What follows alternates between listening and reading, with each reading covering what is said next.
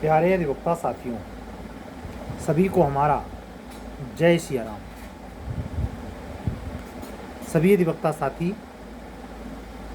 पिछले 72 घंटे में जो एक शिथिलता का अनुभव आप लोगों ने किया है, उत्तर प्रदेश हायर जुडिशरी को लेकर के जो संक्रमणकालीन दौर चल रहा है, इसके बारे में स्थिति स्पष्ट तो तभी हो पाएगी जब फॉर्म कम्प्लीटली जमा हो जाएगा और माननीय उच्च न्यायालय इसमें क्लियर करेगा कि कितने लोगों का फॉर्म एक्सेप्ट हुआ और कितने लोगों का रिजेक्ट हुआ। उसको लेके पूर्व से चिंतित होने की ज़रूरत नहीं है। अपने अपने ढंग से अपनी तैयारी करिए। कल की वीडियो में मेरा यह गेस करना कि ये पॉसिबल है कि अगर अनुमान से बहुत ही कम संख्या में फॉर्म आया तो डायरेक्ट मेंस ना हो जाए, प्रोबेबिलिटी तो है, लेकिन इसके आसरे प्रीलिम्स की तैयारी बिल्कुल नहीं करना खतरे से खाली नहीं है। उन परिस्थितियों में जब अनिवार्य रूप से एग्ज़ाम अचानक सूचित किया जाए कि आपका होगा और फला तिथि को सुनिश्चित हुआ है, तो इन परिस्थितियों से निपटने के लिए थोड़ा सा दूरदर्शी होना ज़रूरी है।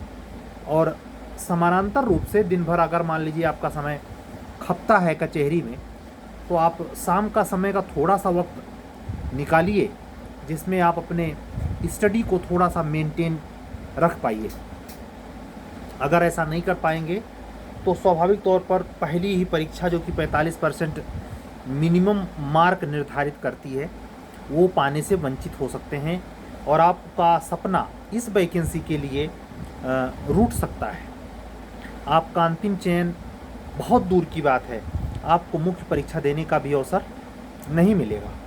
इसलिए सतर्क होकर तैयारी करने की ज़रूरत है। हमारी जो क्लासेज चल रही हैं उसमें हमने आर्म्स एक्ट पे क्लासेज प्रोवाइड करा रहा हूँ।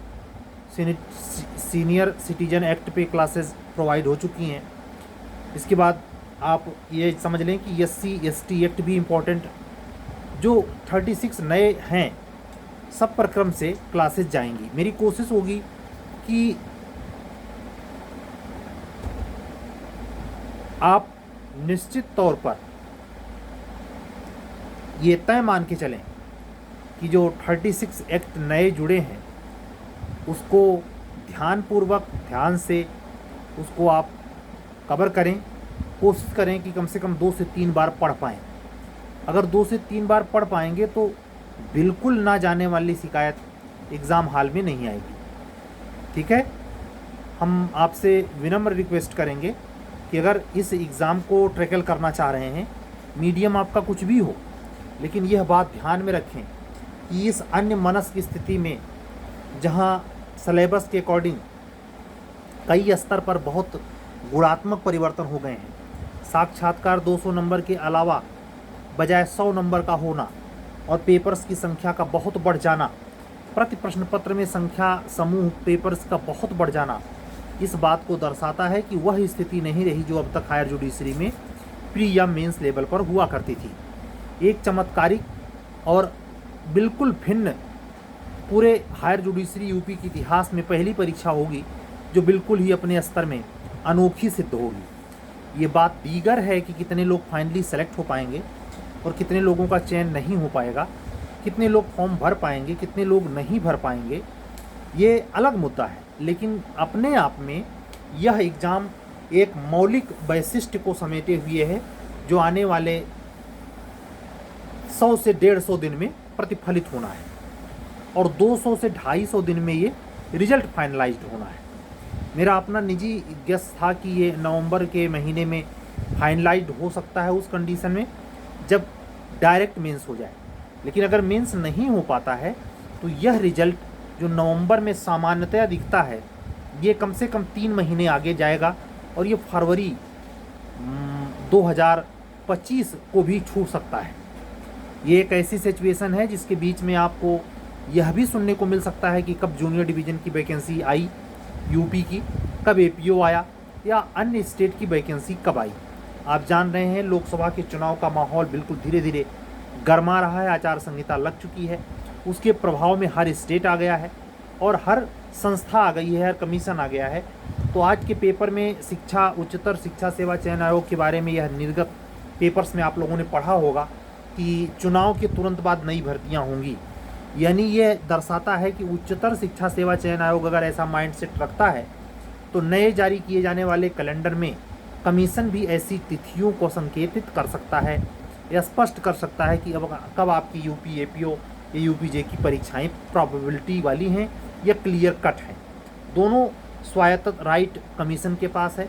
उसको किन चीज़ों से अंतिम रूप से निर्गत नहीं कर पा रहा है ये कमीशन और सरकार और उसकी स्टैच्यूटरी बॉडी माननीय उच्च न्यायालय इलाहाबाद के बीच का विषय है।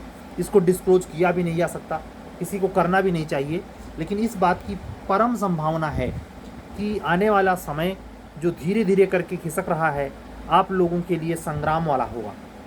आप ज़बरदस्त लड़ाई और ज़बरदस्त प्रतिस्पर्धा करने के बाद आप अपने आप को भविष्य सुरक्षित रखने की ओर बढ़ पाएंगे। आज की ही डेट में झारखंड लोक सेवा आयोग ने अपना जुडिशरी का आंसर की जारी किया है। आंसर की जारी करने के बाद मेरा व्यक्तिगत मानना है कि जनरल हो या ओबी 72 नंबर से ऊपर पाने वाला अनदर स्टेट का कोई भी कैंडिडेट जो वहाँ जनरल काउंट होगा उसकी कालिंग हो सकती है मेंस के लिए। 72 के नीचे मैं उम्मीद नहीं करता, अगर हो तो कोई आश्चर्य नहीं, 70 तक भी होने की गुंजाइश है।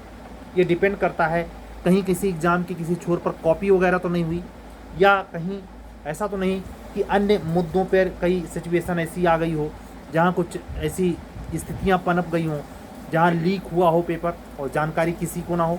ये भगवान न करे ऐसी सिचुएशन हो, अन्यथा ये 72 नंबर सफिशिएंट मार्किंग होगी 100 नंबर के क्वेश्चन पेपर में झारखंड जुडिशरी जूनियर डिवीज़न।